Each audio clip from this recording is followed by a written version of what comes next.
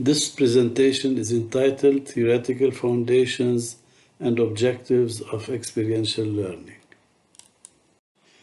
I will address the following topics in this presentation. These topics are summarized or adopted from the list of references presented in the last slide of the presentation. 1. Learning from experience. 2. Foundational scholars of experiential learning theory, especially Dewey and Kolb. 3. Definition of experiential learning. 4. Experiential learning cycle. 5. Theoretical contributors to experiential learning. And finally, 6. References. First, learning from experience. Learning from experience is a fundamental idea needed to understand experiential learning. According to Cohen and Walker, experience is the foundation of and stimulus for learning. Moreover, learners actively construct their experience, and learning is a holistic process. Learning is socially and culturally constructed, and finally, learning is influenced by socio-emotional context in which it occurs. Additionally, Kolb states in his book Experiential Learning that John Dewey, Kurt Lewin, and Jean Piaget are the founders of experiential learning. To illustrate the thinking of these founders, I will focus on John Dewey and David Kolb because their names are mostly associated with this approach. First, John Dewey.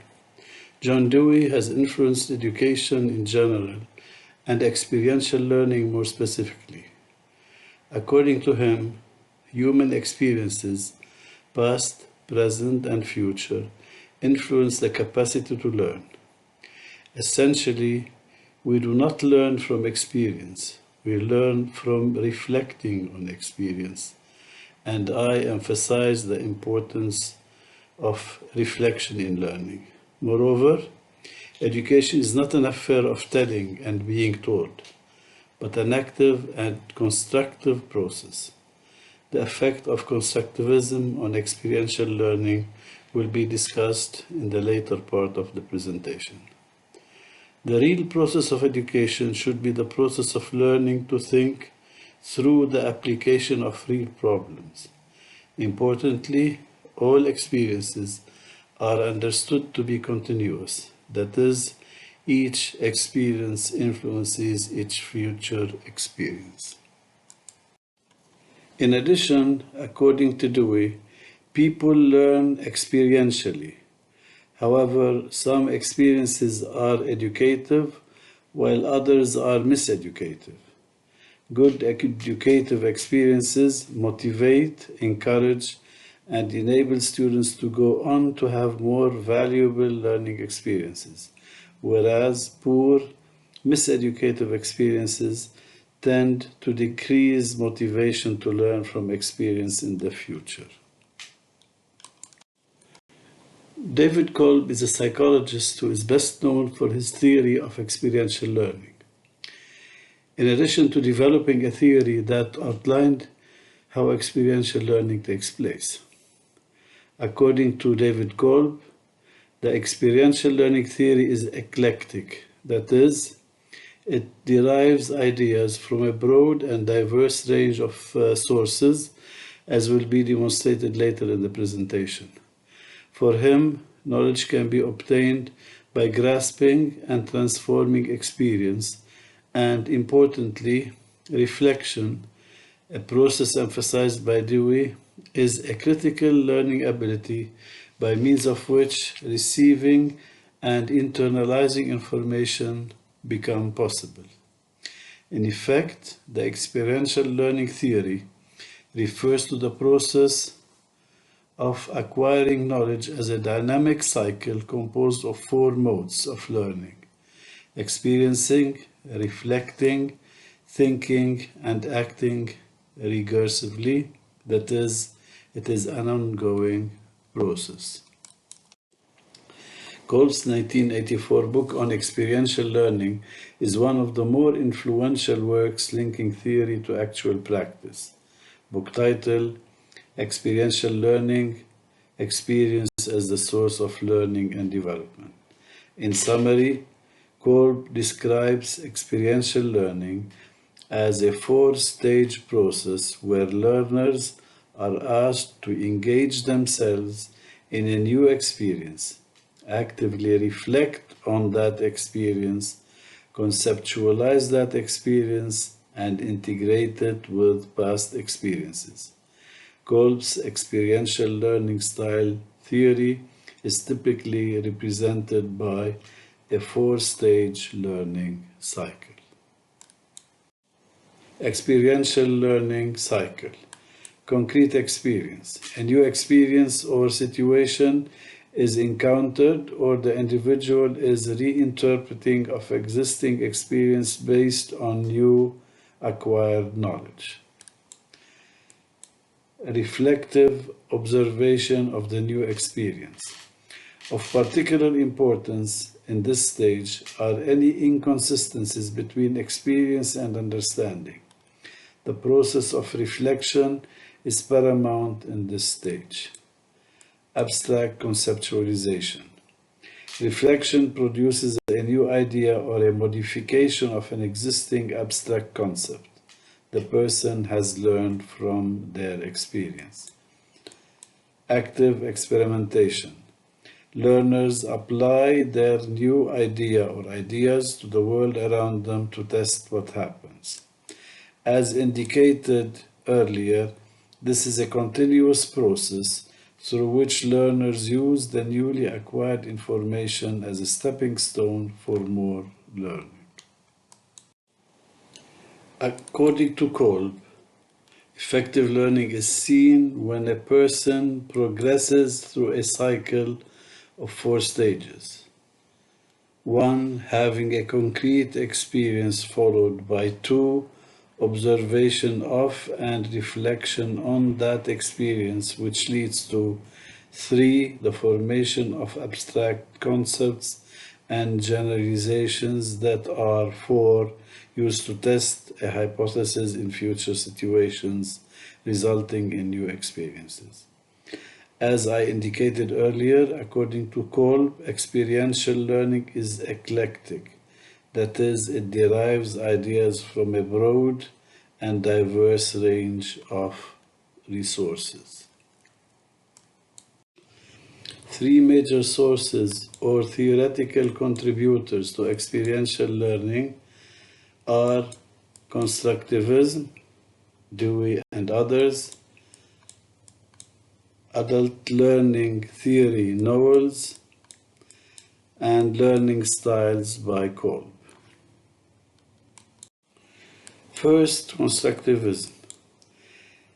Constructivism, which is based on the work of psychologists like Jean Piaget and Lev Vygotsky. Constructivists believe that learning is an active process during which learners construct their knowledge based on their prior knowledge. Thus, learners do not passively receive information but interact with it, relate it to what they already know, and consequently develop or construct new knowledge. The teacher acts as a facilitator, providing experiences that enable students to construct meaning. Constructivism involves 5 elements. These 5 elements are activating prior knowledge, acquiring knowledge, understanding knowledge, using knowledge, reflecting on knowledge.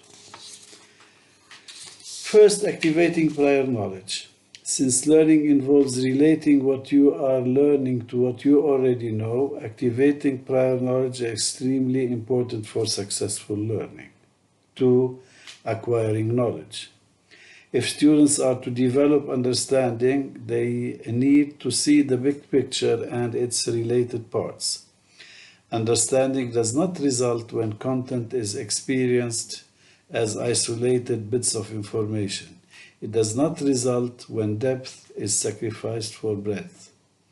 It may be more useful to identify a few major ideas and study them in depth rather than a lot of ideas taught in a shallow manner. Scaffolding is an important teaching skill to use in this respect. 3. Understanding knowledge.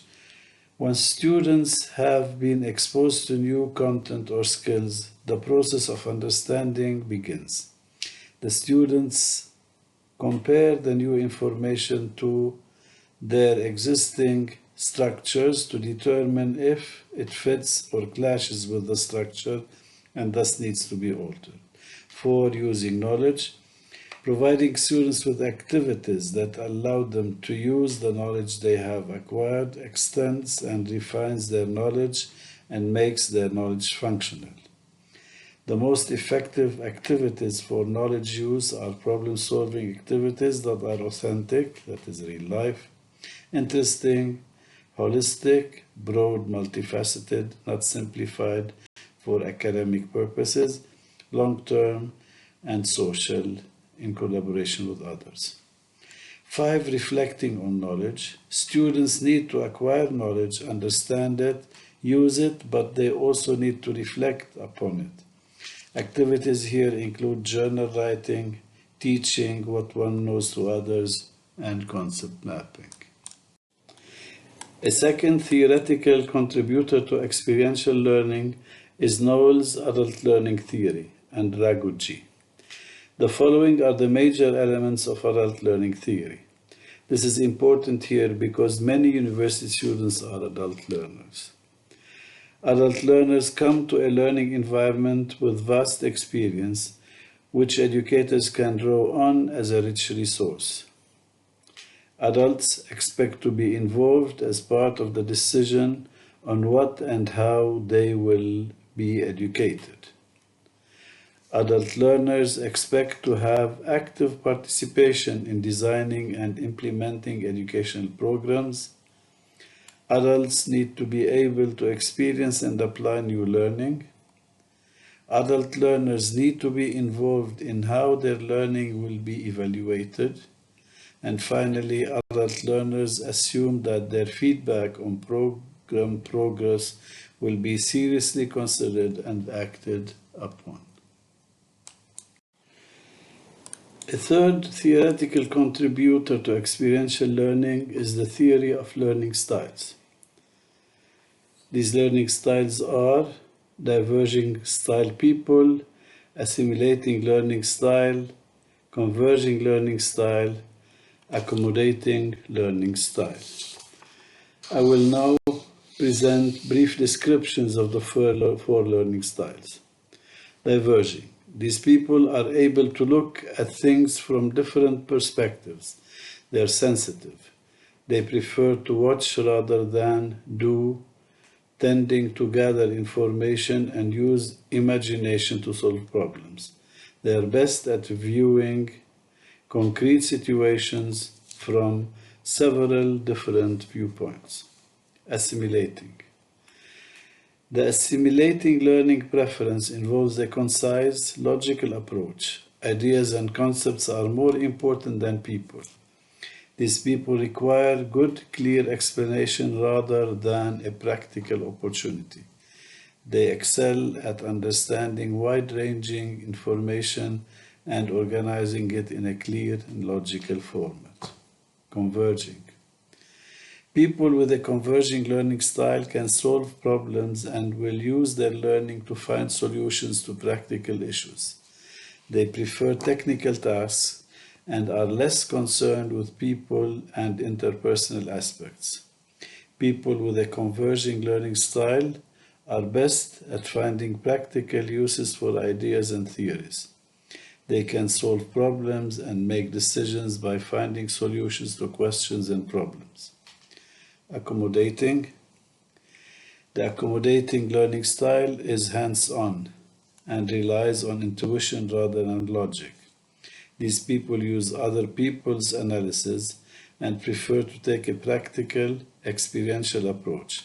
They are attracted to new challenges and experiences and to carrying out plans. Summary. Experiential learning is not a particular form of learning from life experiences as compared to lecture-based learning. Experiential learning is not an experience in which the learner is directly in touch with the realities being studied as compared to only reading, hearing, talking, and writing about it. Experiential learning is not a lesson acquired from ordinary life and work as compared to academic knowledge generated by systematic observation and analysis by experts and transmitted by authorities. In the above views of experiential learning, the emphasis is on direct sense experience and in-context action as the primary sources of learning, while minimizing the role of thinking, reflection, analysis, and academic knowledge. Experiential learning is a four-stage process where learners are asked to engage themselves in a new experience, actively reflect on that experience, conceptualize that experience, and integrate it with past experiences in preparation for action. Those are the references based on which the presentation was prepared.